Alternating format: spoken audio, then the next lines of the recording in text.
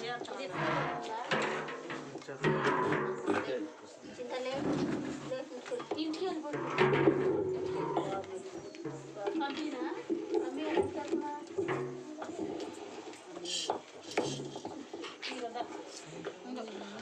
వందనాలు, అయ్యగారికి వందనాలు, మీ అందరికీ నా వందనాలు.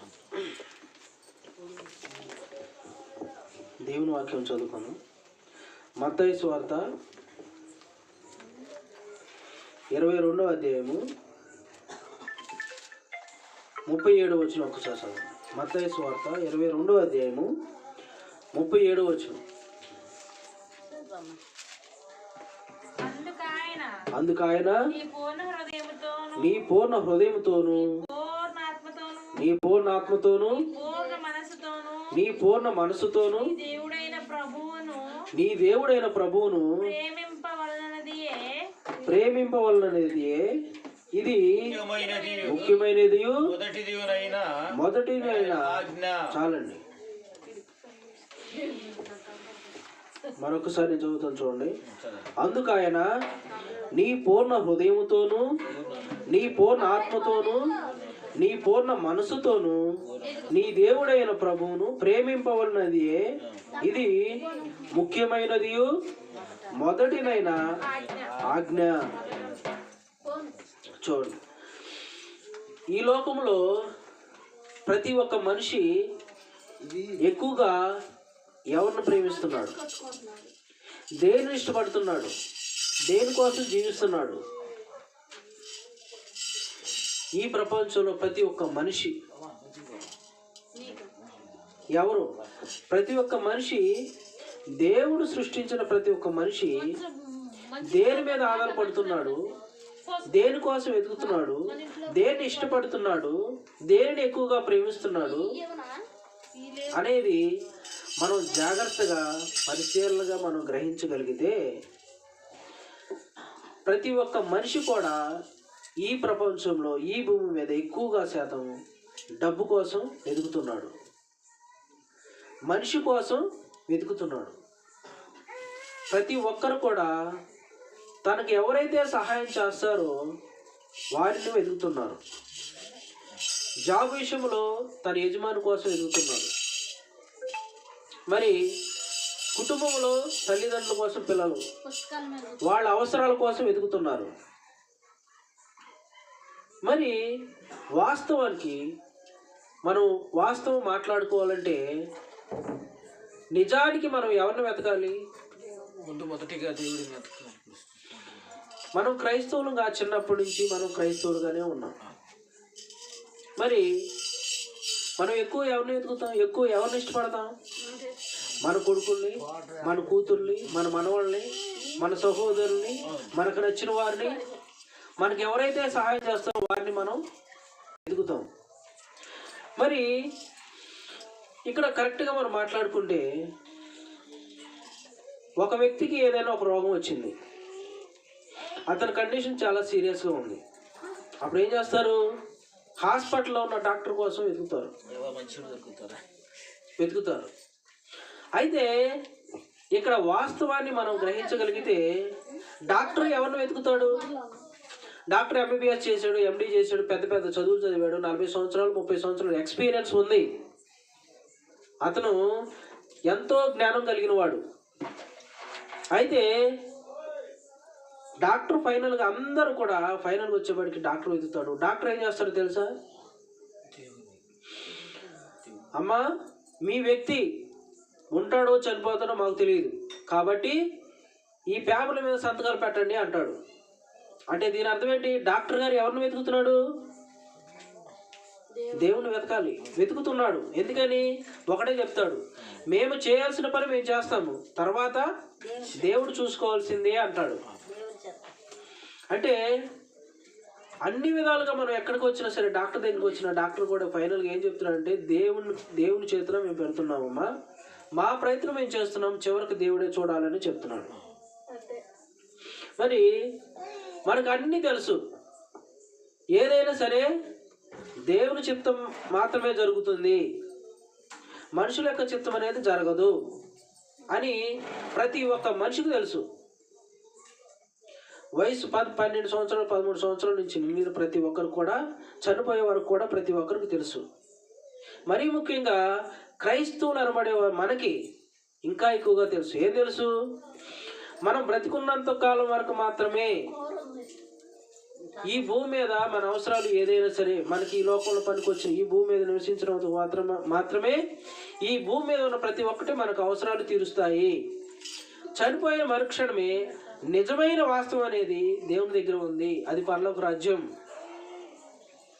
ఇది వాస్తవానికి మనం నిజం అనుకుంటున్నది ఇది నిజం కాదు. వాస్తవం, నిత్యం, అసరైనది, అవసరం వచ్చినది ఏంటంటే అది పరలోక రాజ్యం. అది దేవుడు మాత్రమే అని ప్రతి ఒక్కరికి క్రైస్తవుడు అనబడిన ప్రతి ఒక్కరికి కూడా తెలుసు. మరి దేవుణ్ణి ఎందుకు ప్రేమించడం లేదంటే మనం ఇక్కడ దేవుడు క్లియర్గా ఒక మాట చెప్తాడు. ఒక చోట ఏమో చెప్తాడంటే, నన్ను జాగ్రత్తగా వెతుకు వారికి నన్ను నేను కనబరుచుకొందును అంటాడు. నన్ను జాగ్రత్తగా వెతుకు వారిని నన్ను నేను కనబరుచుకొందును అంటాడు. మరి మనం పుట్టిన నుంచి ఇప్పటి వరకు ఎన్నిసార్లు మనం నిజాయితీగా దేవుని వెతికాము? మన వేళ్లతో లెక్క పెట్టుకోవచ్చు. ఎలా వెతుకుతున్నాము? బాధ కలిగినప్పుడు, దుఃఖం కలిగినప్పుడు, రోగాల్లో ఉన్నప్పుడు, డబ్బు లేనప్పుడు, నిస్సహాయ స్థితిలో ఉన్నప్పుడు, అవసరం వచ్చినప్పుడు మాత్రమే మనం దేవుణ్ణి వెతుకుతున్నాం. సరే, అవసరం తీరింది, మళ్ళీ ఏం చేస్తాం? లోకంలోకి వెళ్ళిపోతాం. దేవుడితో పని అయిపోయింది, అవసరం అయిపోయింది. ఇంక దేవుడితో పని మనకి ఎందుకు? అవసరం లేదు కదా. మరి దేవుడిని మనం ఎందుకు వెతకాలి? ఇప్పుడు ప్రతి ఒక్కరు కూడా, ఈ భూమి మీద ఉన్న ప్రతి ఒక్కరు కూడా ఇదే చేస్తున్నారు. మరి దేవుడు మనల్ని ఏ విధంగా తను రక్షించుకున్నాడు, ఏ విధంగా దేవుడు మన కోసం శిలువలో రక్తం కార్చాడు, మనల్ని ఏ విధంగా ప్రేమిస్తున్నాడు, మనల్ని ఏ విధంగా చూస్తున్నాడు అనే విషయాన్ని మనం ఎందుకు గ్రహించుకోలేకపోతున్నాం? ప్రతి ఒక్కరు కూడా ప్రశ్న వేసుకోవాలి. ఒక క్షణం దాటితే ఆ క్షణం అనేది మరలా వెనక్కి రాదు. పోనీ ఈ భూమి మీద చనిపోయిన తర్వాత ఎవరన్నా పరలోకానికి వెళ్ళి మళ్ళీ వెనక్కి వచ్చి నేను పరలోకానికి వెళ్ళాను, లేకపోతే నేను నరకానికి వెళ్ళాను, ఇలా ఉంటుందని చెప్పిన వారు ఎవరైనా ఉన్నారా? లేరు.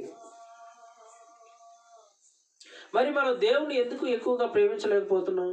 ఏ విధంగా ప్రేమించమన్నాడు ఇక్కడ క్లియర్గా చెప్తున్నాడు. నీ పూర్ణ ఆత్మతోనూ పూర్ణ మనసుతోనూ దేవుని ప్రేమించాలి అంటున్నాడు. పూర్ణ హృదయము, పూర్ణ ఆత్మ, పూర్ణ మనసుతో మనం ప్రతి ఒక్క పని, దేవుని పట్ల మనం చేసే ప్రతి ఒక్క పని కూడా పూర్ణ హృదయంతో, పూర్ణ ఆత్మతో, పూర్ణ మనసుతో మనం చేయాలి. అలా చేయాలంటే మన శరీరం మనకు సహకరించాలి. దేవుని వాక్యం ఉంటున్న ప్రతి ఒక్కరు కూడా ఈ విధంగా చేస్తే ఖచ్చితంగా దేవుడు మనతో మాట్లాడతాడు. ఈ భూమి మీద ఉన్న ప్రతి ఒక్కరు కూడా ఏ ఆశ కలిగి ఉండాలంటే, దేవుడు నాతో ఒక్కసారి చనిపోయి ఒక్కసారి నాతో మాట్లాడితే బాగుండు, దేవుడు నన్ను దర్శిస్తే బాగుండు, దేవుడు నాతో మాట్లాడితే బాగుండు అన్న ఆశ కలిగి ఎప్పుడైతే ఉంటే ఖచ్చితంగా దేవుడు మనతో మాట్లాడతాడు. ఎందుకంటే బైబిల్లో మనం ఎంతో మందిని చూసాం. దేవునితో ముఖాముఖిగా మాట్లాడిన వారు ఒక వ్యక్తి ఉన్నారు. ఎవరైనా? మోషే గారు. ఆయన దేవునితో ముఖాముఖిగా మాట్లాడారు. ఇంకా చాలా మంది మాట్లాడారు. దేవునితో చాలా మంది మాట్లాడారు. వాళ్ళు ఎలా మాట్లాడారు? వాళ్ళు దేవునితో ఎలా మాట్లాడారు? దేవుడు వాళ్ళతో ఎందుకు మాట్లాడాడు? ఇప్పుడు మనం ఉన్నాం, మనతో దేవుడు ఎందుకు మాట్లాడటం లేదు? మనం ఎప్పుడు కూడా మనకి ఏది అవసరం అంటే ఈ భూమి మీద ఉన్న వాటి మాత్రమే ఆశ కలిగి జీవిస్తున్నాం. దేవుని మీద మన దృష్టి అనేది లేదు. కానీ దేవుడు మాత్రం, ఆయన దృష్టి ఎప్పుడు మన మీదే ఉంటుంది. ఎందుకు ఉంటుంది? ఆయన మనం ప్రేమిస్తున్నాడు కాబట్టి. పూర్ణ హృదయంతో, పూర్ణ ఆత్మతో, పూర్ణ శక్తితో, పూర్ణ బలంతో దేవుడు మనల్ని ప్రేమిస్తున్నాడు. మరి మనం మాత్రం దేవుణ్ణి ఎట్టి పరిస్థితుల్లో కూడా ప్రేమించడం లేదు, ఆయన ఆరాధించడం లేదు. ఎప్పుడు ఆరాధిస్తామంటే ఇగో ఇలాంటి సిచ్యువేషన్లో, హాస్పిటల్లో ఉన్నప్పుడు, రోగాల్లో ఉన్నప్పుడు, బాధల్లో ఉన్నప్పుడు మాత్రమే దేవుడు గుర్తుకు వస్తాడు. మిగతా టైంలో మాత్రం దేవుడు గుర్తుకురాడు. మరి ఇటువంటి విషయాలు మనకి ఎందుకు జ్ఞాపకానికి రావు? మనం ఎందుకు గుర్తుపెట్టుకోవట్లేదు? ఎందుకంటే అలా వదిలేస్తాం. దేవుడే కదా, ఏం చేయడు. ఆయన మనం కాపాడుతాడు, మనకు కావాల్సిన అవసరాలు తీరుస్తాడు. తర్వాత ఆయన వదిలేసినా సరే మనల్ని దేవుడు ఏమి చేయడు అన్న ఆలోచనతో మనం కలిగి ఉంటాం. ఇది ఎట్టి పరిస్థితుల్లోనూ మంచి పద్ధతి కాదు. ఎందుకంటే దేవుని రాకడ అతి సమీపంలో ఉంది. ఎవరు ఏ టైంలో చనిపోతారో ఎవరికీ తెలియదు. మనం అనుకోవచ్చు, నాకు బలం ఉంది, నాకు ధైర్యం ఉంది, నాకు శక్తి ఉంది, నాకు 20 సంవత్సరాలు, నాకు 30 సంవత్సరాలు, ఇంకా చాలా సంవత్సరాలు బతుకుతాను, నాకు ఏ అనారోగ్యం లేదు, నేను ఆరోగ్యంగా ఉన్నాను అనుకోవచ్చు. కానీ ఏ సమయంలో ఏం జరుగుతున్నది ఎవరికీ తెలియదు. భవిష్యత్తు తెలిసిన వాడు దేవుడు మాత్రమే, ఇంకా ఎవరికి తెలియదు. కాబట్టి ప్రతి ఒక్కరు కూడా జాగ్రత్త కలిగి మనం ప్రతి సమయంలో దేవుణ్ణి వెతకాలి, మనం ప్రేమించాలి, దేవుణ్ణి ప్రేమించాలి, పూర్ణ హృదయంతో ప్రేమించాలి, పూర్ణ మనసుతో ప్రేమించాలి, పూర్ణ ఆత్మతో ప్రేమించాలి. ఇలా ప్రేమించగలిగినప్పుడు మాత్రమే దేవుడు మనతో మాట్లాడతాడు. మనకు కావాల్సిన ప్రతి ఒక్క అవసరాలు మనకు తీరుస్తాడు. ముందుగా మనకు ఆశ అనేది ఉండాలి. నేను దేవుణ్ణి ఇష్టపడాలి, నేను దేవునితో మాట్లాడాలి, దేవుడు నాతో మాట్లాడాలి అన్న ఆశ మనకు కలిగి ఉండాలి. మనకి ఎంత మాత్రం డబ్బు మీద ఆశ కలిగి ఉన్నాం, మన పిల్లల మీద ఆశ కలిగి ఉన్నాం. నా కొడుకు ఎప్పుడు వస్తాడు, ఎక్కడికి వెళ్ళాడు, ఏం చేస్తున్నాడు, ఎప్పుడు తిరిగి వస్తాడు, ఎప్పుడు ఇంటికి వస్తాడు, నా పిల్ల కాలేజీలో ఎలా చదువుతుంది, ఎట్లా ఉంది, ఆ పరిస్థితి ఏంటి, ఈ ఆలోచనలు ఉన్నాయి. కానీ దేవుడి మీద ఆశ కలిగి మరి దేవుడు నాతో ఎందుకు మాట్లాడతలేదు, మరి నా పరిస్థితి ఏమిటి, నా జీవితం ఏంటి, నా దినాలు ఎన్ని, నేను ఎంతకాలం ఈ భూమి మీద ఉండాలి అని ఆలోచన కలిగి ఎవరు ఉండడం లేదు. ఎందుకంటే ఎవరు ఇష్టం వచ్చినట్టు వాళ్ళు ఉంటున్నారు. మరి ఇలా ఉంటున్నప్పుడు దేవుడికి సంతోషంగా ఉంటారా, సంతోషంగా ఉంటుందా? ఎంత మాత్రం కూడా ఉండదు.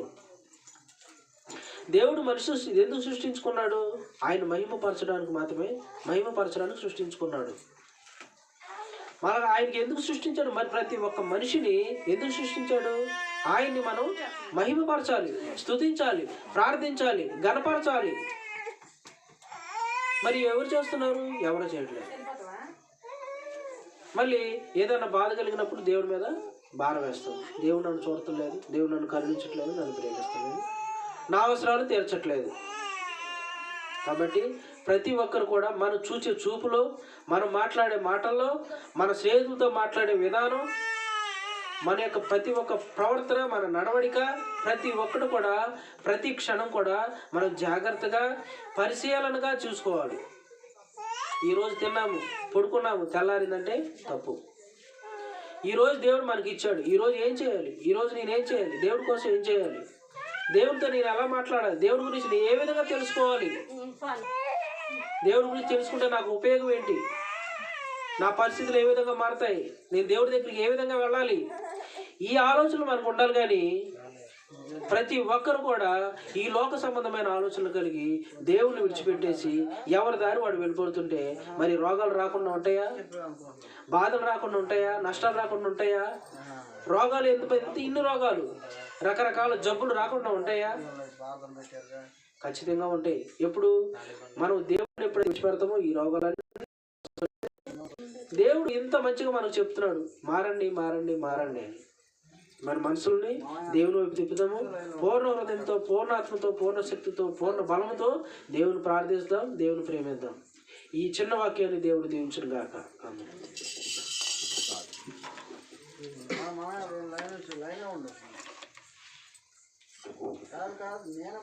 పరిశుద్ధ ప్రేమ కలిగిన దేవా, సర్వశక్తి కలిగిన దేవుడు నీవేనయ్యా. అబ్రహాము, ఇస్సాకు, యాకోబు దేవుడు ప్రభా, నిన్న నేడు నిరంతరం ఒకే రీతిగా ఉన్న గొప్ప దేవుడు ప్రభా, మమ్మల్ని జ్ఞాపకం చేసుకుని ప్రభా ఆయన ప్రతి క్షణం కూడా ప్రభా నీవు మాతో ఉన్నావని, మాలో ఉన్నావని ఆయన మేము గ్రహించి పూర్ణ ఆత్మతో, పూర్ణ శక్తితో, పూర్ణ బలంతో, పూర్ణ హృదయంతో ప్రభా మిమ్మల్ని ప్రేమించే భాగ్యాన్ని ఇచ్చింది ప్రభా, మీ మీద ఆశ కలిగి జీవించే భాగ్యాన్ని ఇచ్చింది ప్రభా.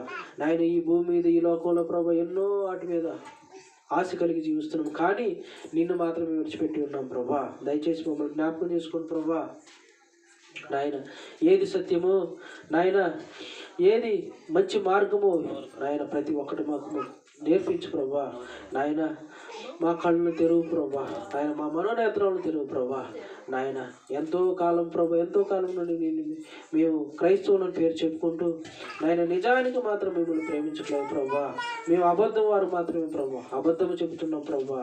నాయన నిజమైన ప్రేమ కలిగి ఉండే భాగ్యాన్ని మాకు తెచ్చాను ప్రభా. నాయన పూర్ణ హృదయంతో, పూర్ణ ఆత్మతో, పూర్ణ శక్తితో, పూర్ణ బలంతో ప్రభా మిమ్మల్ని ప్రేమించే వారిగా మమ్మల్ని దయచేయండి ప్రభా. నాయన మేము నేనటి వారిమే ప్రభా. ఈరోజు ఏం జరుగుతుందో మాకు తెలియదు ప్రభా. మరుక్షణంలో ఏం జరుగుతుందో మాకు తెలియదు ప్రభా. నాయన నీ రాకడ ఎప్పుడు వస్తుందో మాకు తెలియదు ప్రభా. నాయన ఈ రోజుల్లో ఎంతో మంది ప్రభా నాయన క్రైస్తవుల మీద ఎన్నో దాడులు జరుగుతున్నాయి ప్రభా.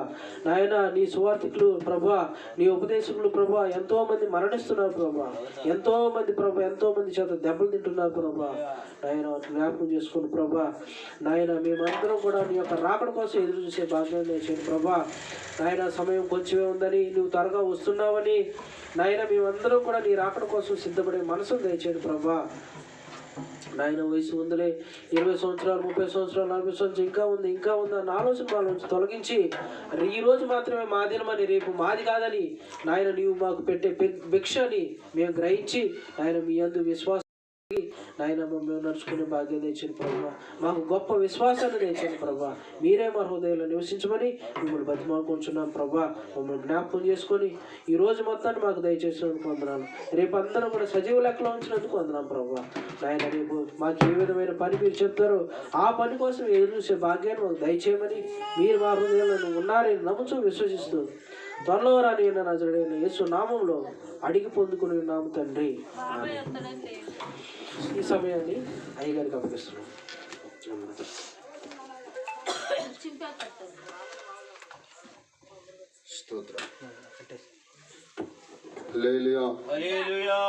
మంచి మాటలు మనం విన్నాం పిల్లల. నిజమే, దేవుడు మన జీవితాల్లో లేకపోతే మనం ఏమైపోతాం కదా.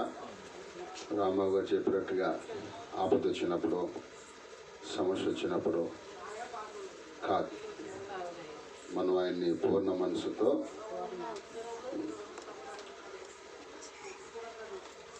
ఆయన సన్నిధిలో పిల్లల ఆయనకి మనం ఎంతైనాను రుణస్తులు. ఎందుకని అంటారు చెప్తారా? ఆయనకి మనం ఎంతైనా అదే ఎందుకని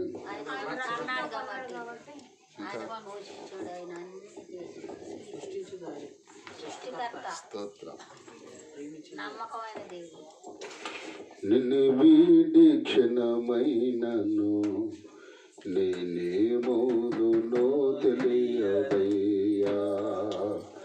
నిన్ను వీడి క్షణమైనను నేనేమోదునో తెలియదయ్యా. హల్లెలూయా. ఆయన విడిచిన క్షణం, ఒక క్షణం ఆయన మనం విడిచిపెట్టాను అనుకోండి, ఏమైపోతాం లేదు. అసలు అది ఊహించుకుంటేనే భయం. ఎందుకంటే ఇశ్రాయేలు కాపాడేవాడు కొనుకడు నిద్రపోడు. స్తోత్రం. హల్లెలూయా. ఆయన మన కాపరి, ఆయన మనల్ని విడిచిపెట్టేవాడు. పిల్లరా, ఎందుకు ఆయన్ని మనము పూర్ణ ఆత్మతో పూర్ణ మనసుతో ఆరాధించాలి అంటే, ఆయన సన్నిధానంలో మనకు ఒక దయా కిరీటాన్ని ఇచ్చాడంట. ఏమిచ్చాడు? మరొక సంవత్సరం అనే దయా కిరీటాన్ని చూద్దాం. చూడండి పిల్లరా, కీర్తనలు 65వ కీర్తన 11 వచ్చిన ఒకసారి చదువుకున్నాం.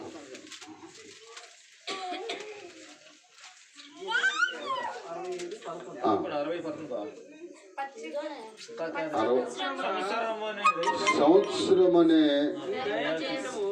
అక్షరాలు పాలు వస్తుంది. నీ దయా కిరీటము ధరింపజేసి ఉన్నావు.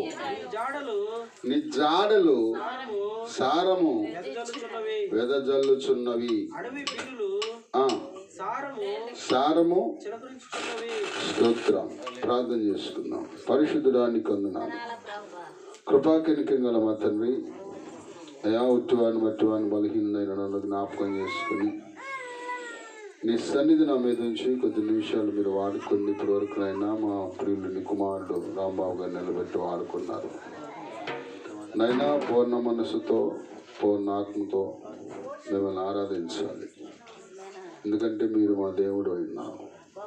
దేవా, ఈ సన్నిధానంలో ఎవరైతే మిమ్మల్ని ఆరాధిస్తారో ఎవరైతే నాయన మా తండ్రి పూర్ణ మనసుతో మనం హత్తుకుంటారో వారిని కాపాడేవాడు. కొద్ది నిమిషాలు నన్ను కూడా అల్పునైనా నన్ను మీరు వాడుకొని నామానికి మహిమ తెచ్చుకోమని యేసునామములో అడుగుచున్నాం తండ్రి, ఆమేన్. మళ్ళీ ఒకసారి చదువు. సంవత్సరమనే దయా కిరీటము సంవత్సరమును దయా కిరీటమును ధరింపచేసి ఉన్నావు. నీ జాడలు సారము వెదజల్లుచున్నవి. చాలు చాలు. చూడండి అక్కడ ఏమంటున్నాడు. ఈ వాక్య భాగము మనం గమనిస్తే సంవత్సరం అనే దయా కిరీటం ఏనంటా. సంవత్సరం అనే ఇది ఎవరిస్తారు? ఎవరన్నా నాయకులు ఇచ్చారా? లోకస్వామితో ఒకటి ఉంది కదా, దేవుడు వరం ఇచ్చిన పూజ లేదంట. ఏంటంట? దేవుడు అట్ట ఉండకూడదు.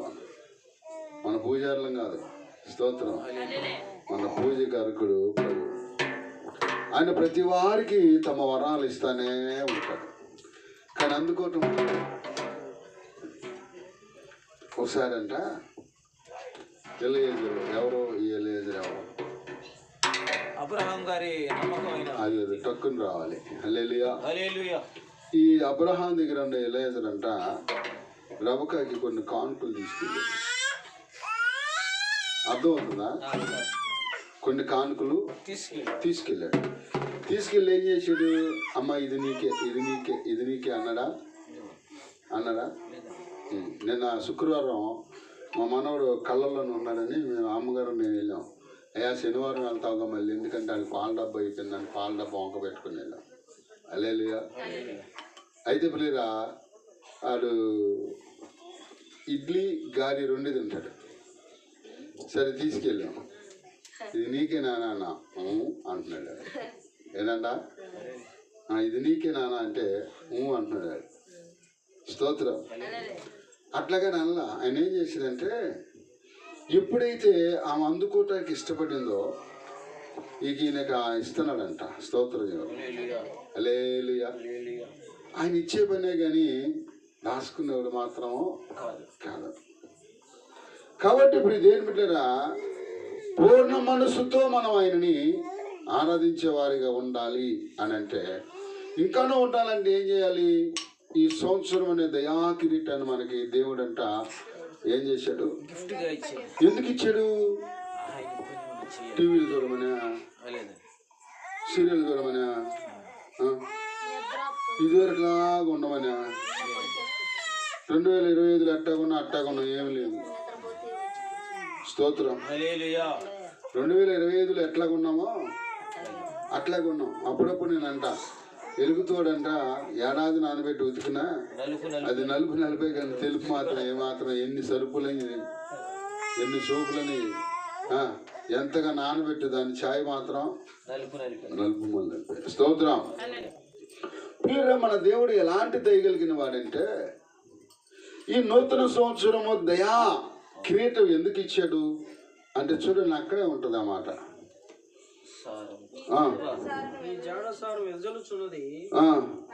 నీ జాడల సారము వెదజల్లుచున్నది. స్తోత్రం. వెదజల్లుచున్నవి అన్నాడు. సంవత్సరం అనే దయా కిరీటమును ధరింపజేసి ఉన్నావు. నీ జాడలు సారము వెదజల్లుచున్నవి. గత కాలము మన జీవితంలో ఏ విధమైనటువంటి ఆశీర్వదింపబడినటువంటి క్రియలు లేవు.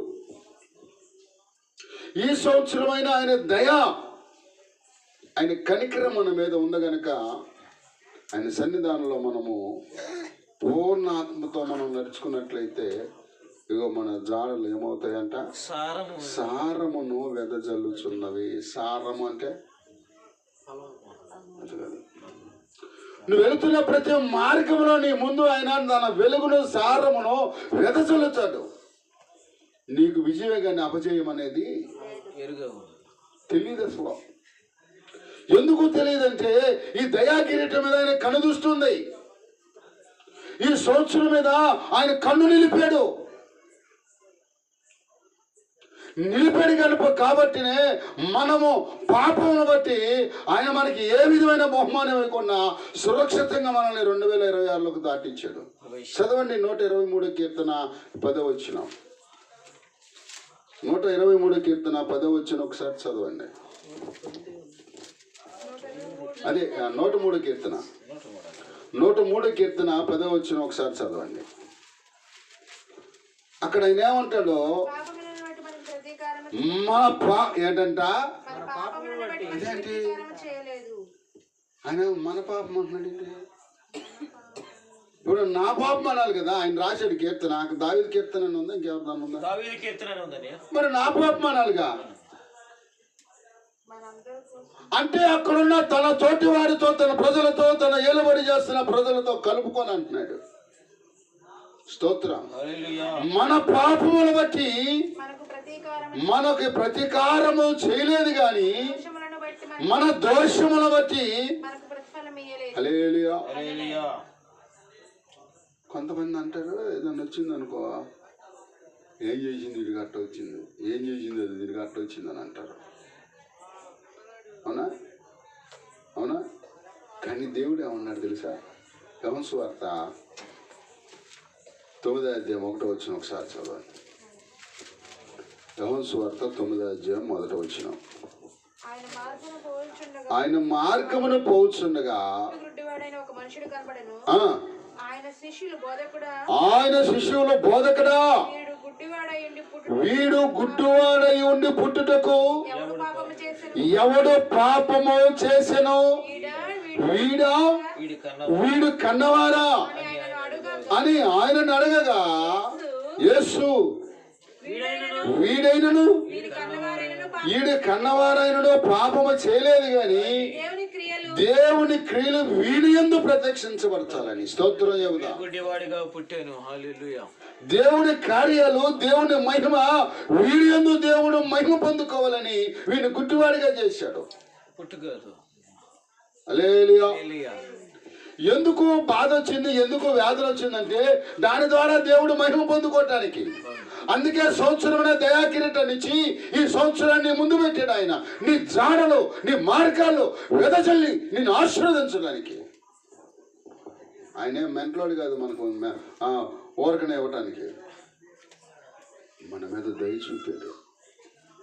స్తోత్రం. ఆయన రక్షించేవాడు కానీ భక్షించేవాడు కాదు. భక్షించడం అంటే ఏదైనా నాకు ఇవ్వు, నేను నీకు మేలు చేస్తాను అంటది. ఏడలా ఏం చేయాలి? స్తోత్రం. పొద్దున మా మానవులు తీసుకొచ్చేటప్పుడు మా అమ్మాయి కొడుకు కూడా ఉన్నాడు కారులో. మేకలు వెళ్తున్నాయి. తాత అన్ని మేకలు వెళ్తున్నాయి ఏంటి అంటున్నాడు. వాటికి పన్ను లేరా? స్తోత్రం. ఏదంట వాటికి అంటే అంటే మన దేవుడు రక్షించేవాడే, భక్షించేవాడు కాదు. ఇంకో విషయం చెప్పనా, ఈ సంక్రాంతి గురించి మన బైబిల్ ఉంది, చదివారు ఎప్పుడైనా? చదవలేదా? నిర్గమకాండం 12వ అధ్యాయం 7వ వచనం ఒకసారి చదవాలి. నిర్గమకాండం 12వ అధ్యాయం 7వ వచనం ఒకసారి చదవాలి.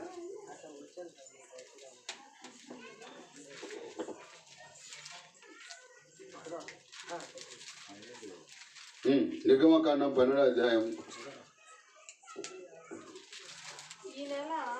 ఈ నెల 14వ దినము వరకు మీరు దాన్ని ఉంచుకొనవలెను. తరువాత ఇశ్రాయేలీయుల సమాజపు వారందరూ తమ తమ కూటములలో సాయంకాలమందు దాన్ని చంపి. అమ్మ పై నుంచి చదువురా, 6వ వచనం నుంచి చదువు.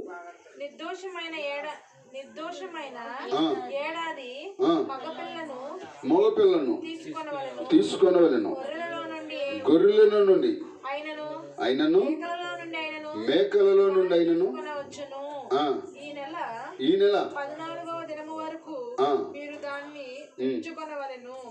తరువాత ఇశ్రాయేలీయుల సమాజపు వారందరూ తమ తమ కూటములలో సాయంకాలమందు దాన్ని చంపి దాని రక్తము కొంచెం తీసి తాము దాన్ని తిని ఇంట్ల ద్వారబంధపు 2 నిలువు కమ్మెల మీద పై కమ్మి మీదను చల్లి ఆ రాత్రియే వారు అగ్ని చేత కాల్చబడిన ఆ మాంసమును పొంగని రొట్టెలను తినవలెను. స్తోత్రం. చేదు కూరలతో దాన్ని తినవలెను. చాలండి. ఇక్కడ చూడండి, ఇక్కడ ఏమంటున్నాడు మనం చూసినట్లయితే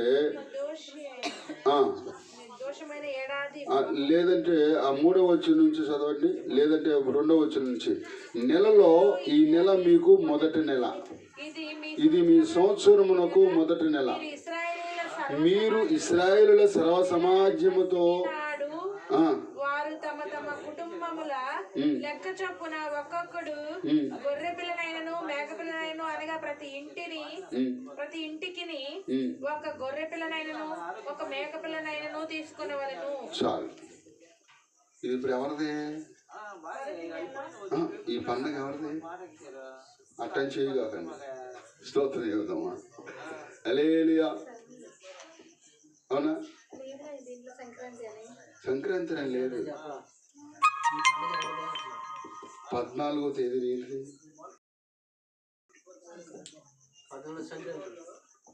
అదే చెప్తున్నాడు.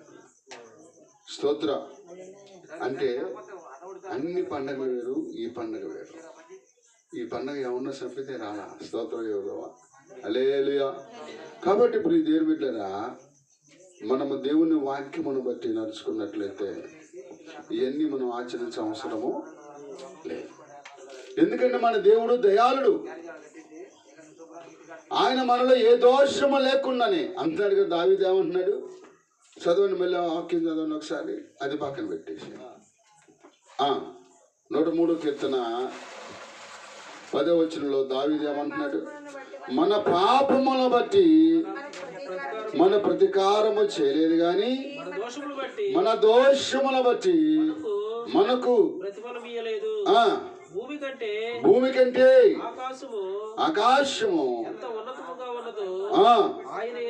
ఆయన యందు భయభక్తులు గల వారి పైన ఆయన కృప స్తోత్రం అంత అధికంగా ఉంది కనుకనే ఆయన ఈ సంవత్సరం దయా కిరీటాన్ని మనకిచ్చాడు. ఆయన దయే మనం బ్రతుకున్నాం. ఈ సంవత్సరంలో అడుగుపెట్టామంటే దయ. మరి ఈ సంవత్సరం పోయిన సంగతి ఏంటయ్యా అంటే దానికి అవసరం అంటే వాళ్ళకి అంతవరకు అంతే. అంటే దేవుని కొరకు లేదా దేవుని సన్నిధానంలో మనం దిద్దుకోవాల్సింది ఏదో ఉంది. అందుకని ఈ నూతన సంవత్సరం దయా కిరీటాన్ని దేవుడు మనకే ఇచ్చాడు. ఎందుకు ఇచ్చాడంటే నీ జాడలు సారము పెద్ద జిల్లటాకి. అక్కడ ఒక తోటమాలి బతిలాడుతున్నాడు అంటే యజమాని. ఏమని బతిలాడుతున్నాడు? ఈ ఒక్క సంవత్సరం అయ్యా దాని చుట్టూ త్రవ్వి ఎరువు వేసి ఫలించిన ఎళ్ళ అన్నాడు. స్తోత్రం చెబుదాం. హల్లెలూయా. చూడండి, పంటకి ఎరువు అవసరం, అవునా? అలాగే ఆత్మీయ పంటకి ఏం కావాలి? మరి ఆదుగా ఆత్మీయ పంటకి వాక్యమని ఎరువు ఎంతో అవసరం. అందుకని అంటాడు ద్వితీయోపదేశకాండం 11వ అధ్యాయం 12వ వచనంలో. ఒకసారి చూద్దాం.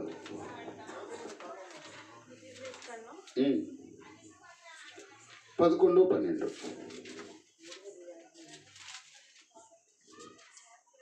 అది ఆకాశ వర్షజాలము త్రాగును.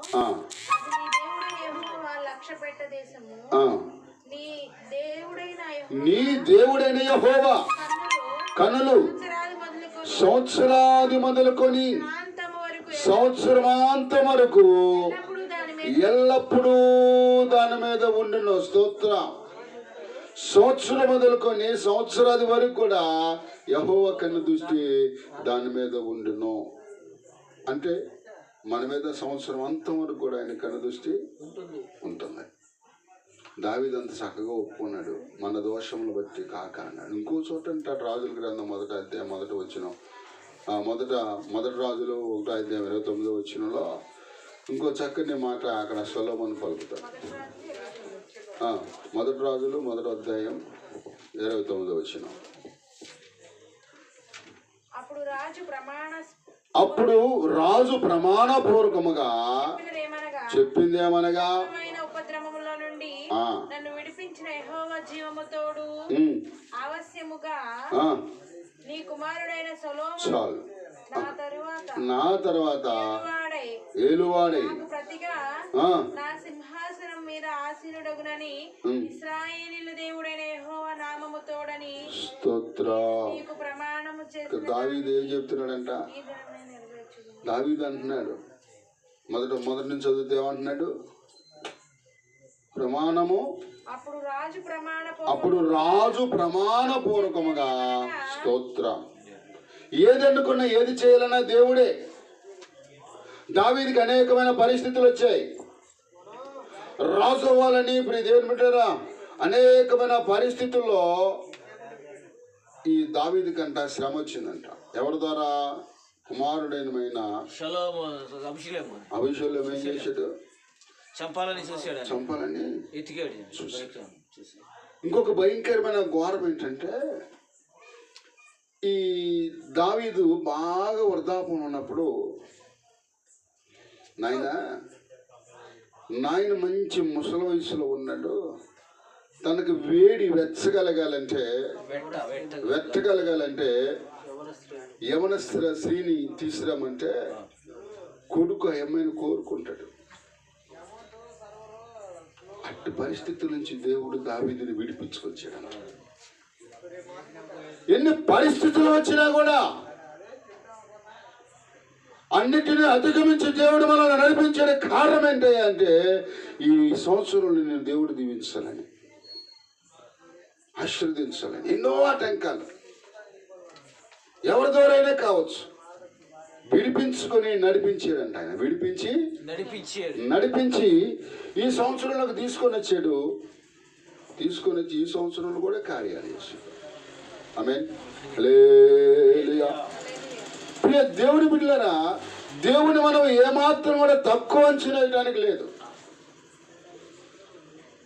దేవుడు చూడట్లేదు అనుకుంటున్నావేమో. గత కాలం మన హృదయ స్పందన ఎలా ఉంది, గడిచిన కాలం ఇప్పుడు ఎలా ఉంది, రెండింటిని మనం టాలీ చేసుకోవాలి. అది లేనప్పుడంట చూస్తాడు దేవుడు తూనికేస్తాడంట. తూనికేసి ఏమైపోతాం? బెల్షాజర్ ఏమైపోయాడు? బెల్షాజర్ చరిత్ర తెలుసా? చదివారు ఎప్పుడన్నా? బెల్షాజర్ దానియేలు గ్రంథం 5వ అధ్యాయంలో ఉంటాడు బెల్షాజర్. ఈ బెల్షాజర్ రాజు అయి ఉండి దేవుని మందిరంలో దేవునికి వాడేటువంటి ఆ గ్లాసులు తీసుకొచ్చి 1000 మంది ఉపాధ్యులతో తను విందు చేసుకుంటాడు. విందు చేసుకుంటే దేవుని హస్తం వచ్చి తన రాత రాసేసింది. స్తోత్ర. దేవుడు అంటారు కొంతమంది, నా తలరా తింటే దేవుడు ఇక్కడ రాసాడు అంటాం. అట్లా రాయుడు ఆయన. మన పరిస్థితులను బట్టి మన జీవితాన్ని మనమే పాడు చేస్తాం. హల్లెలూయా. ఆ రాతకు అర్థం తెలియక తెలిసిన పిలిస్తే, అబ్బాయి దేవుడు నిన్ను తలసలో చూశాడు నాయన, నువ్వు తక్కువ వాడికి కనబడ్డావు, నీ రాజ్యాన్ని పీకి మాదిలికి ఇచ్చేసాడు. స్తోత్రం. మాట నిన్న రాజుని పీకి నిపుణులు ఏం చేశాడు? 7 సంవత్సరాలు పశువు వలె గడ్డి వేసాడు. గడ్డి తిన్నాడు లేదా?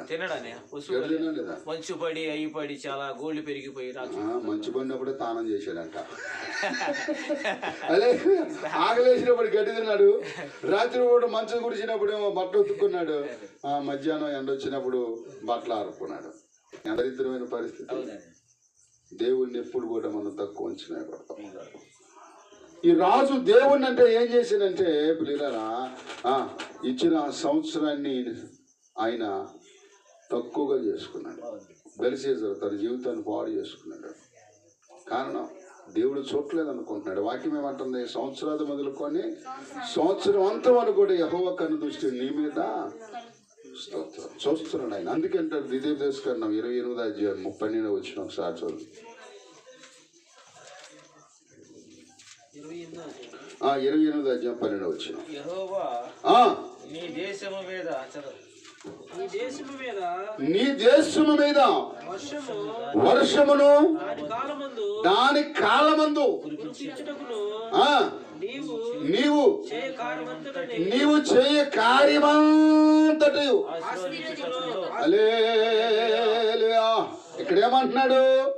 సంవత్సరం దయా కిరీటాన్ని ఎందుకు ఇచ్చాడయ్యా అంటే, ఇదిగో నీ భూమిని సారము వెదజల్లటానికి దేవుడిచ్చాడు, నువ్వు ఆశ్రదకరంగా ఉండటానికి దేవుడిచ్చాడు, నువ్వు చేయ ప్రతి ప్రయత్నంలో దేవుడు తోడై ఉంటాడు. చదవండి.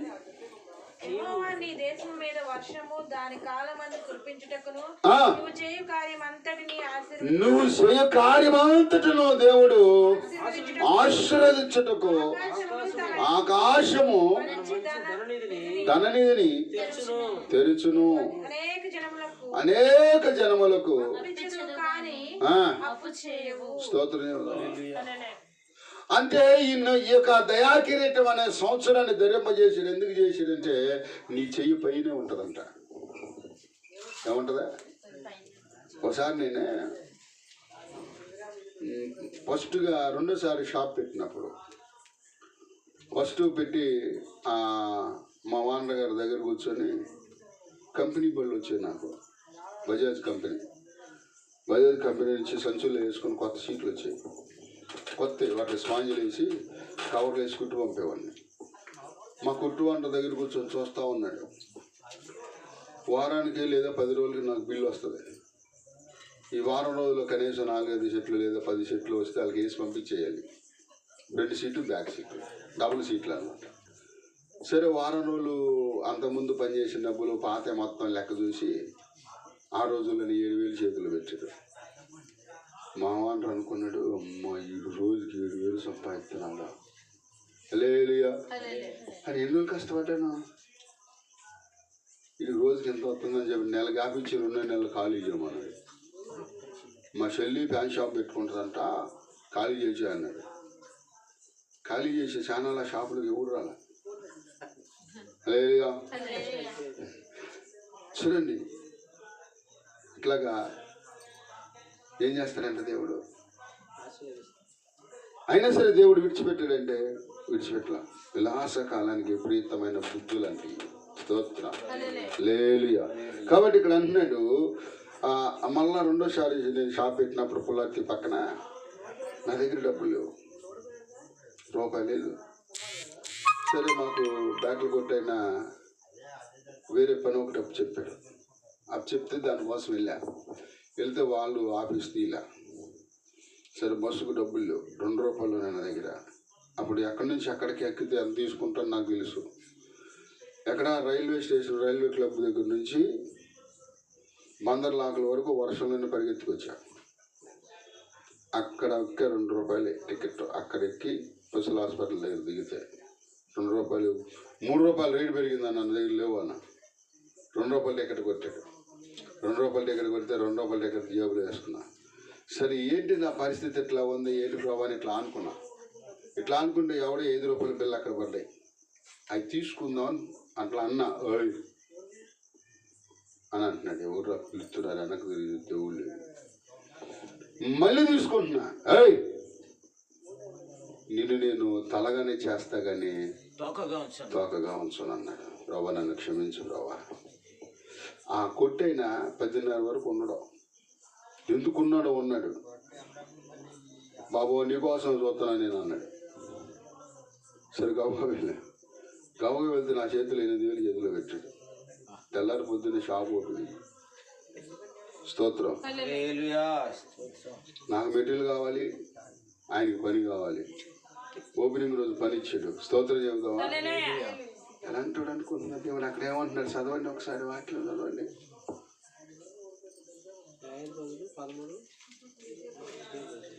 28:12 అనేకులకు అప్పు చేయవు.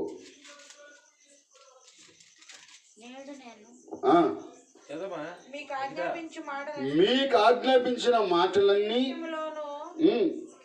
కుడికిగాను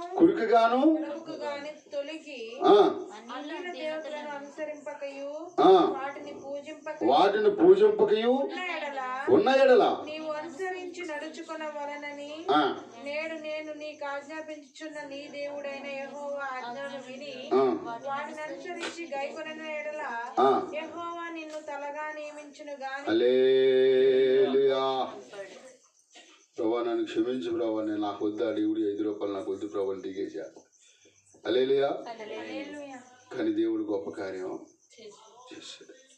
చూడండి, ఇశ్రాయేలులంట 70 సంవత్సరాలు వెనక్కి వెళ్ళిపోయారు. 70 సంవత్సరాలు వెనక్కి వెళ్ళిపోతే అప్పుడు ఏ టైంలో వాళ్ళు వెళ్ళిపోయారు అంటే 17-18 శతాబ్దాలు సంవత్సరాల తర్వాత 1900 సంవత్సరాల తర్వాత ఆ దేశానికి మరలా దేవుడు వాళ్ళని తీసుకుని వచ్చాడు. 70 సంవత్సరాలు బానిసత్వంలోకి వెళ్ళిపోయారు. వెళ్ళిపోయిన తర్వాత దేవుడు అంట వారి దేశం మీద వర్షం కుమ్మరించి, హల్లెలూయా. ఈ సంవత్సరాన్ని ఎందుకు ఇచ్చాడంటే నువ్వు ఎక్కడ కాలు పెడితే అక్కడ దేవుడు ఇస్తాడంట. దేవుడు నువ్వు ఎక్కడికి అడుగు పెడితే అక్కడ నీకు సారవంతమైనటువంటి పరిస్థితులు దేవుడు మనకి ఇస్తాడంట. దేవుడు వాగ్దానం ఇది. స్తోత్రం. చూడండి ఒకసారి యోవేలు గ్రంథం 2వ అధ్యాయం 1వ వచనం ఒకసారి చదువుదాం. తర్వాత 23వ వచనం ఒకసారి చదవండి. 2వ అధ్యాయం 1వ వచనం చదవండి. సియోను కొండ మీద బాకా ఊదుడి, నా పరిశుద్ధ పర్వతం మీద యెహోవా దినము వచ్చుచున్నదనియు అది సమీపమైననియు దేశ నివాసులందరూ. స్తోత్రం. అంటే దేవుడు అంట తన కార్యము చేయటానికి ముందు అక్కడ హెచ్చరిక చేస్తాడంట. తన ప్రజల పక్షాన ఒక అద్భుతం చేయడానికి దేవుడు అంటే ఏం చేస్తున్నాడంటే హెచ్చరిక. స్తోత్రం చదువుదామా? హల్లెలూయా, హల్లెలూయా, హల్లెలూయా, హల్లెలూయా, హల్లెలూయా, హల్లెలూయా, హల్లెలూయా. యేసయ్య పాట పాడాలి ప్రతి చోట, పాడాలి ప్రతి నోట, పాడాలి ప్రతి చోట, పాడాలి ప్రతి నోట. హల్లెలూయా. గట్టిగా హల్లెలూయా, హల్లెలూయా, హల్లెలూయా, హల్లెలూయా, హల్లెలూయా, హల్లెలూయా. కష్టాలు కలిగిన కన్నీళ్ళే మిగిలిన స్తుతి పాటలే పాడుమా, ప్రభు యేసునే వేడుమా, స్తుతి పాటలే పాడుమా, ప్రభు యేసునే వేడుమా. హల్లెలూయా, హల్లెలూయా, హల్లెలూయా, హల్లెలూయా. వెళ్ళిపోయాడా? స్తోత్రం చెబుదామా? హల్లెలూయా. ఇప్పుడు ఈ దేవుళ్ళ ఇక్కడ మన వాక్యాన్ని గమనించినట్లయితే 70 సంవత్సరాలు వారు మరలా చరిత్రని దేవుడు ఏం చేశాడు? తిరగరాశాడు. రోమా చక్రవర్తి అయినటువంటి టైటస్ అనేవాడు ఏం చేశాడంటే వారిని 70 సంవత్సరాలు బానిసత్వంలోకి తీసుకెళ్ళిపోయాడు. హల్లెలూయా. దేవుడు ఊరుకున్నాడంటే ఊరుకోలేదు, దేవుడు విడిచిపెట్టాల. ఎందుకంటే ఇప్పుడు ఈ దేవుడు బిడ్డలారా ఆ సంవత్సరంలో గొప్ప కార్యము వారికి చేయాలని చూశాడు. దేవుడు హెచ్చరిస్తున్నాడు. ఆయనకు వాగ్దానానికి ముందు యేసు ప్రభు కూడా ఒకసారి ప్రార్థన చేశాడు తెలుసా? కార్యానికి ముందు, అయ్యా ఈ బేతని గ్రామంలో ఎవరికి భయం లేదు, నువ్వు నా ప్రార్థన వినందుకు నీకు స్తోత్రాలు, ముందు కాలంలో కార్యము చేయబోతున్నందుకు నీకు స్తోత్రాలు. స్తోత్రం. మనకు అట్ట ఉంది, అంత రివర్స్. హల్లెలూయా. అంత అది ఒకసారి నాతో పాటు అంటారా?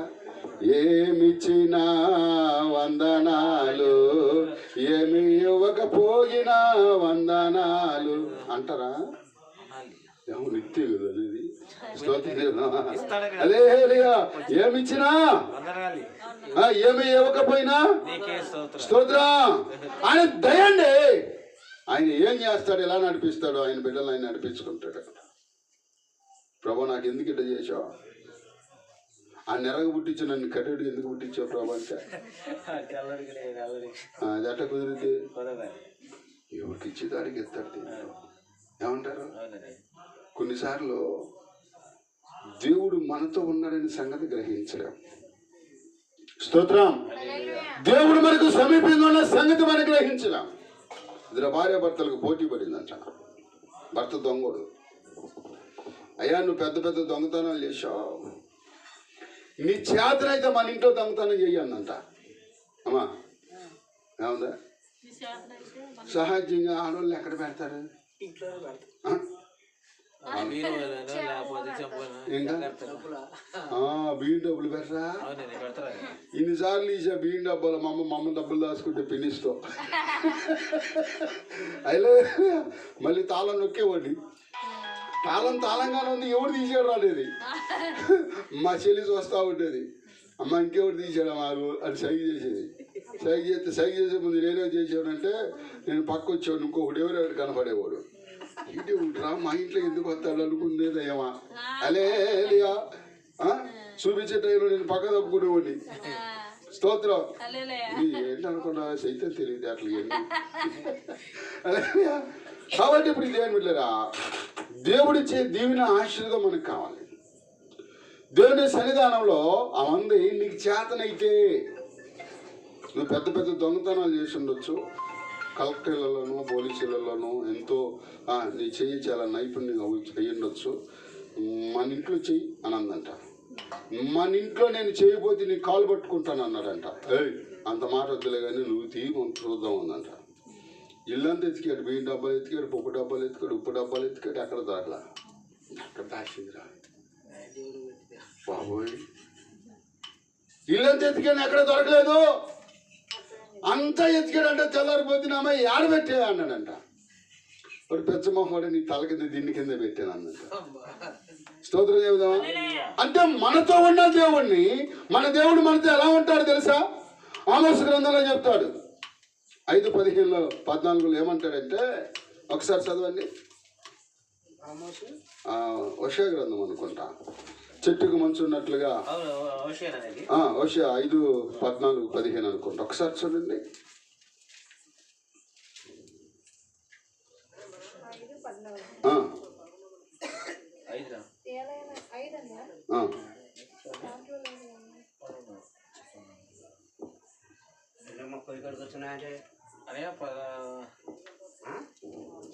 ఐదు లేదా 14:5 చదువు. 14 చదువు. చెట్టులకు మంచు ఉన్నట్లు నేను అతనికుందును. స్తోత్రం. బాగా నూనె పెడతా కదా తలక, ఆరిపోద్దా కారిపోద్దా? ఎప్పటికి? అవునా? తలకు నూనె అంటుకున్నప్పుడు ఆ నూనె మన తలని అట్లా అంటుకట్టుకుని ఉంటుందో, మన దేవుడు నీతో నాతో అట్లా అంటుకట్టుకుని ఉంటాడు. కానీ మనం ఏం చేస్తున్నామంటే వెతుకుతున్నాం. అందుకంటే పెంచడానికి తల కింద పెట్టాను అందంట. అమ్మనైనా అదే సమీపంగా దేవుని నువ్వు వెతకలేకపోతున్నావే. సమీపంగా దేవుణ్ణి నీవు పూర్ణ మనసుతో పూర్ణ శక్తితో నువ్వు ఆయనని ఆరాధించలేకపోతున్నావే. ఇకనైనా తెలుసుకుంటామని సంవత్సరమైన దయాకిరీటాన్ని దేవుడు ఇచ్చాడు. ఇప్పుడు చదవండి నెహెమీయా గ్రంథం 23వ వచనం. నేను ముగిస్తాను. 2వ అధ్యాయము 23వ వచనం. సియోను జనులారా ఉత్సాహించి మీ దేవుడైన యెహోవా యందు సంతోషించుడి. తన నీతిని బట్టి ఆయన తొలకరి వర్షమునకు మీకు అనుగ్రహించును. వాన కురిపించి తొలకరి వర్షమును కడవరి వర్షమును మీకు అనుగ్రహించి మీ కోట్ల ధాన్యమును నింపెను. కొత్త ద్రాక్షరసము కొత్త తైలమును. హల్లెలూయా. ఈ వచనాలన్నీ మన కుటుంబాలకు దేవుడు దీవెనిచ్చును గాక. తొలకరి వర్షము కడవరి వర్షము కుమరించి ఇదిగో మన పంటలకు, మన ఆత్మీయ పంటకు దేవుడు మేలు చేసి మన జాడలో వెదజల్లును గాక. 70 సంవత్సరాలు అందరూ అనుకుంటున్నారంట, ఒరి వాళ్ళు ఏంట్రా, వాళ్ళ ఆరాధన, వాళ్ళ అరుపులేంటి ఇశ్రాయేలులు, హల్లెలూయా. యేసయ్యా నీ కృప తలంచగానే నా శ్రమలుగానే పెంచలేదే. యేసయ్యా నీ కృప తలంచగానే నా శ్రమలుగానే పెంచలేదే.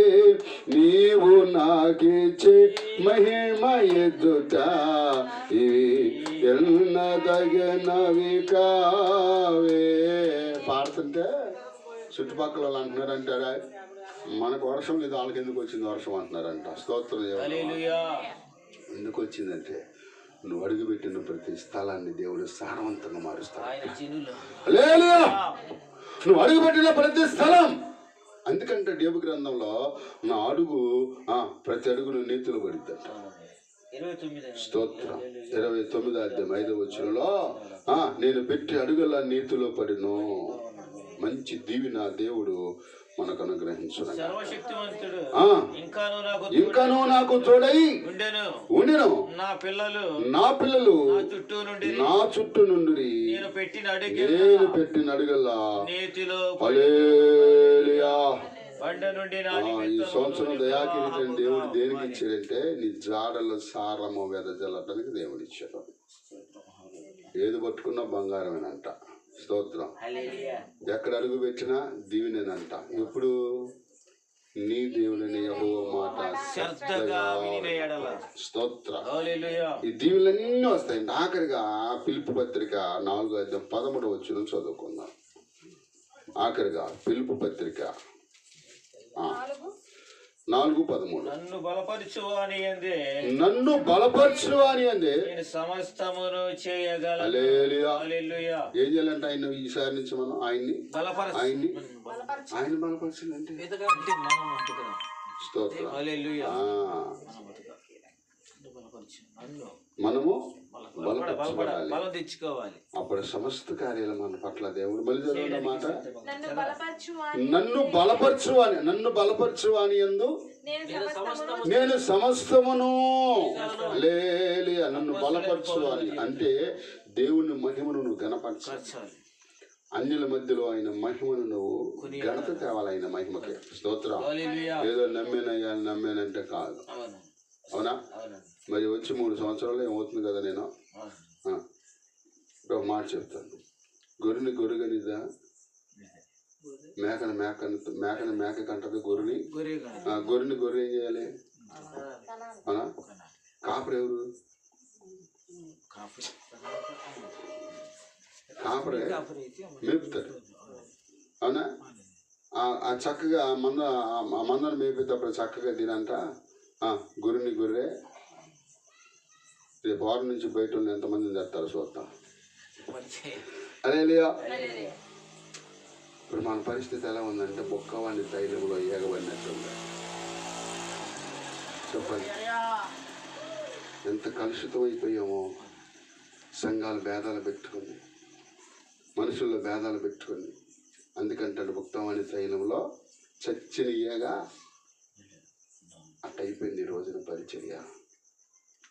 స్తోత్రం. ఎవరికి వాడే గొప్ప, ఎవరికాడు అంటే కంపు కొట్టే సంగతి ఎవరు చూడట్లా. పొద్దున ఆయన నేను పాంప్లెట్ ఇవ్వటానికి వెళ్తే మరి ఎవరిని తిడుతున్నాడు. సేవకులు కదా అందరు బెగ్గర్లు అయిపోయాడు అంటున్నాడు. ఎందుకన్నాను ఏమో నాకు తెలియదు.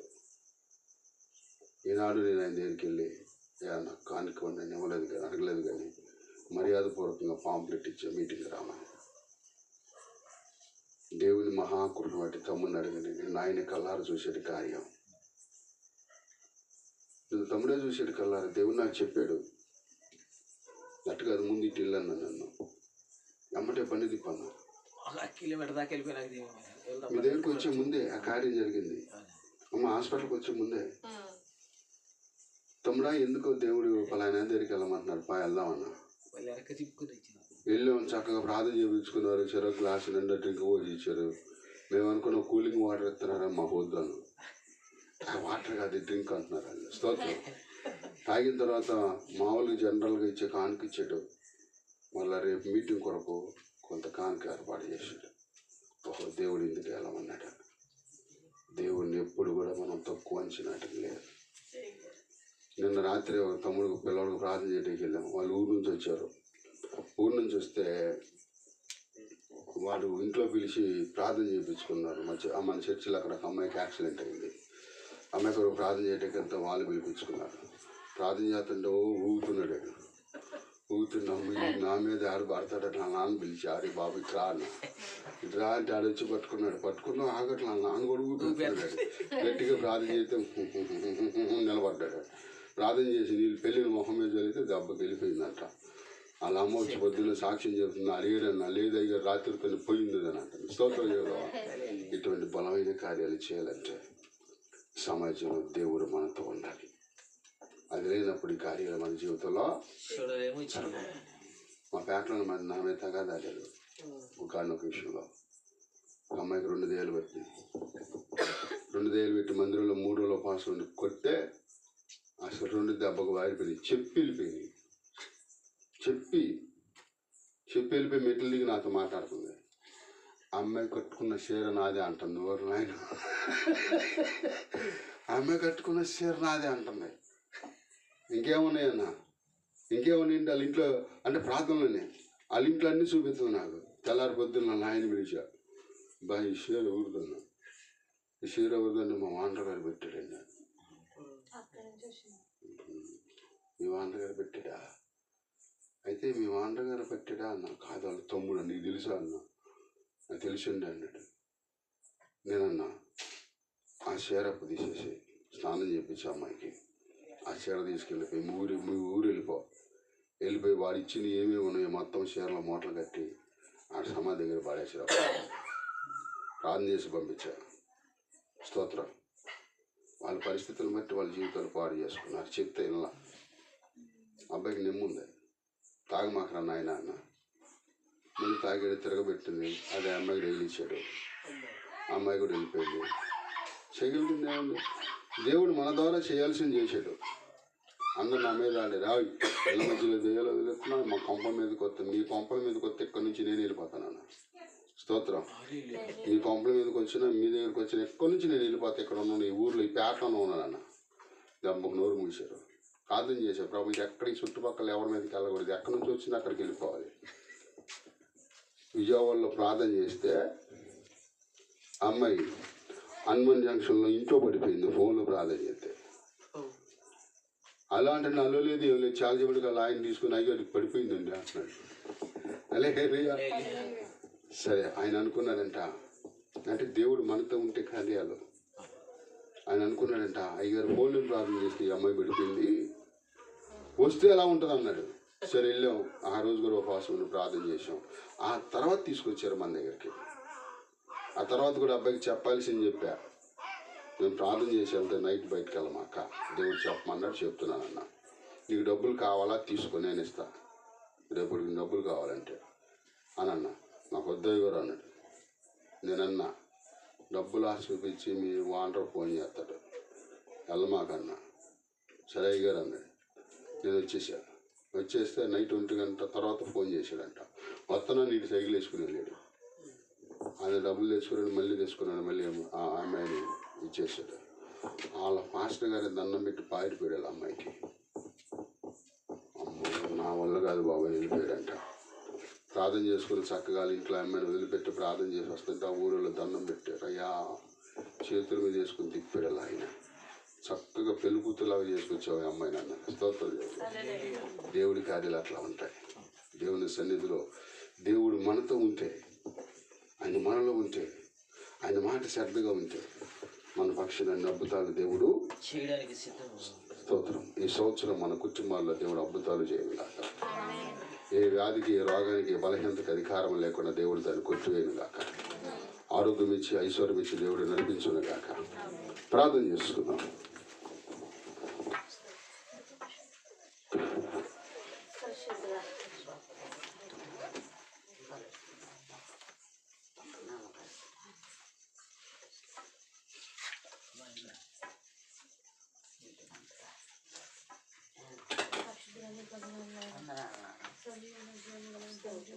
నాయన రెండో పునరుద్ధరణలో మిమ్మల్ని తీసుకొచ్చింది దేవా. నీకు లెక్కలేని స్థితులు స్తోత్రాలు.